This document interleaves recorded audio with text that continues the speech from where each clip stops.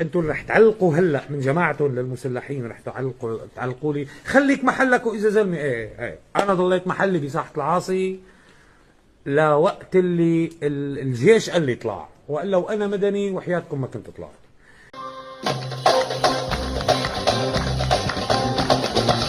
بس هلا انا بحمص ورح نضل بحمص وقاعدين بحمص، وهالمره انا اسف ما فيكم تقولوا لي بعتذر، ما فيكم تقولوا لي ضل محلك وجايينك وكذا، لانه هون انا ما حقك تشوف مواقع الجيش هلا ولا رح صور لكم الجيش.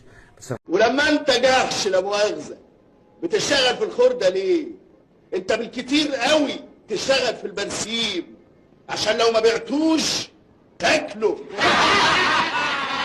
رجع من 2011 وما بعدها هدول الشباب اولاد حمص ورجال حمص ورجال حواير حمص ما فيكم عملتوا معهم شيء ولا قدرتوا تدخلوها، وتدخلوا متر من الاماكن كانوا موجودين فيها هدول الرجال.